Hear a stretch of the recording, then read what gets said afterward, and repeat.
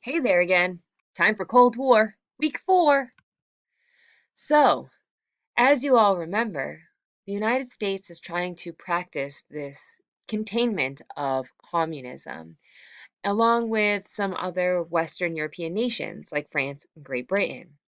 So, in Korea, the Soviets had actually occupied the Korean Peninsula. And the United States had then set out on this mission to liberate any of these places that were going to be under the influence of communism and that wanted democracy. So the United States sent forces to Korea to try to get the Soviets out of Korea. And what ended up happening was it was a long and arduous war. You may have had some relatives who were in the Korean War, and, it was a lot of sitting and waiting, some brutal battling that happened there. It's often an overlooked war because of the Vietnam War being such a larger deal, a longer war, the draft, and all those things. But the Korean War was also something the United States was involved in, and it actually ended up with the division of Korea at the 38th parallel to North and South, where the division still stands today. It established that demilitarized zone, frequently referred to as the DMZ, between the two regions, and this war lasted from 1950 to 1953.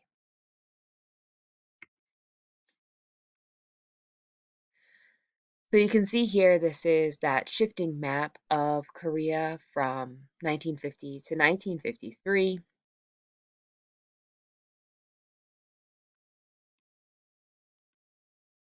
All right, so let's talk about Vietnam.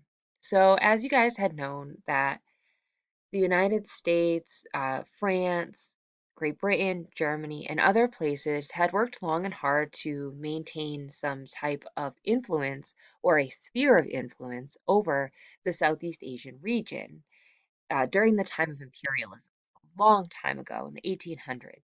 And France had gotten involved in Vietnam way back in the 1820s, as a trading port, trying to get closer to China. They also utilized a lot of the resources there. So, one of the questions I often get is, why are we fighting in Vietnam? I thought this was against the Soviet Union. Well, again, it has to do with that domino theory of all these countries falling to communism, these ones that are in Southeast Asia that are closer to the Soviet Union, and their sphere of influence is essentially changing. So in 1954, France loses control of Indochina, which Vietnam was part of, and Vietnam was divided at the 17th parallel. So this is their demilitarized zone. And there were people who wanted to reunite Vietnam, but there also was this really strong communist movement that was occurring in North Vietnam. So France reaches out and says, hey, we want to rid Vietnam of communism. Communism is evil. Does anyone want to help? Um, oh, this is some images. Sorry, these are out of order from the North Korea and the Korean War ending. I'll fix that in your slideshow. So Ho Chi Minh, he is in North Vietnam, and he is the president of, or essentially communist leader of North Vietnam, and he wants to connect to all of Vietnam, make it all communist. And in South Vietnam, they're supported by, like I said, the French and the United States. They want to have it remain divided or potentially see a unification where democracy, liberation occurs throughout. Just so you guys know, the North is often referred to as the Viet Cong, and the South, is just the South. So the theory was that if South Vietnam fell to communism, then other Asian countries would fall like dominoes to communism, and that communism would spread through that peninsula, through Laos, Cambodia, Thailand, Burma, India, Bangladesh, and even further. So that was something that was very feared. Also, too, a lot of those nations were ones that were once allies of Western powers. So the fact that they're not only losing these countries, quote unquote, to communism, but also losing influence, as they keep saying, access to trading, goods, and resources, allies, that kind of thing, was very unnerving. So at first, the United States really only sends supplies, but later on, JFK and President Johnson, they decide to send troops, and more American men are drafted and sent off to Vietnam. This is going to spark draft riots, burning of draft cards, people trying to illegally dodge the draft. There were only bad reports. One of the other things, too, that's unique about this war is there was a lot more television press and coverage of what was going on in Vietnam. So in World War II, the news was a lot more delayed than it was during Vietnam. So when there were deaths, that information was being portrayed on television in color for people to see. This is a time period of radical change in the United States. We have a women's liberation movement, a civil rights movement, the rise of the hippies, and all these different things going on all at once, paired with Vietnam. There also was a disproportionate number of African American men who were sent over to Vietnam, and the forces still were not fully integrated. There was a ton of protest music, which is the assignment that you guys are going to be looking at the end of the week.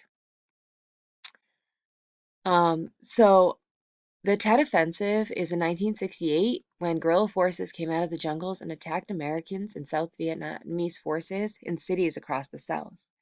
So the Viet Cong, the northern forces, were known obviously for blending in and hiding in South Vietnam. And guerrilla forces really just means those hit and move tactics, mobile units that typically work by foot. They have, you know, like I think of it as like sticking and moving, like dodging, those types of forces. They're really brutal. And it was a bad look for America and the South Vietnamese. But despite all these attacks, the communists were unable to take any cities after American counterattacks. And this Tet Offensive was a turning point publicly, less support of the United States. Even though it seemed like an anti communist victory, the number of deaths, the number of soldiers returning with PTSD, the draft, all of these things combined, plus the fact that there was a lot of unstable activity going on at home in the United States, made it so a lot of Americans did not support the Vietnam War. And I'm sure that many of you have grandparents that were involved in the Vietnam War, know people who were involved in the Vietnam War, um, and impacted so many families, so many lives. So typically, if you're in class, we'd be watching a little Forrest Gump. I'm sure that some of you may have seen the movie. 10 out of 10, recommend. So the last little bit here. So President Nixon, he is going to negotiate the Paris Peace Accord in January of 1973 to get the United States out of the Vietnam War. And it establishes a ceasefire or a halt in firing in Vietnam. The United States is going to withdraw troops. The North Vietnam Army is going to release all their prisoners of war. North Vietnam agreed not to send any more troops into the South, and it's going to um, kind of reestablish that line. However, in 1975, North Vietnam just went in and conquered South Vietnam after this peace accord was signed. So, all this war, it seemed as though it was for nothing because 2 years after it was peacefully ended, the North just went back on their word. So some of you guys may have seen this before, but have you seen this? I'm sure some of your parents may have pointed it out to you, bus drivers on field trips, other students in your classes. So that is the water tank, and this image here is believed to be Ho Chi Minh, the North Vietnamese leader's face. The artist Carita Kent painted this in protest of the Vietnam War. And the original painting was done in 1970. The actual water tank that you see nowadays was ripped down in 1992, and it was a reproduction. There's a lot of controversy about when they were to redo it, whether or not they should leave the silhouette of Ho Chi Minh. Carita Kent said, no, it was an accident. That's not Originally, she had stated it's not a protest piece, but later, far later in her life, she said that it actually was Ho Chi Minh, and it was to remind us of our involvement in Vietnam and how, it was infiltrating the everyday life. So after the Vietnam War, there was a split between Communist China and the Soviet Union.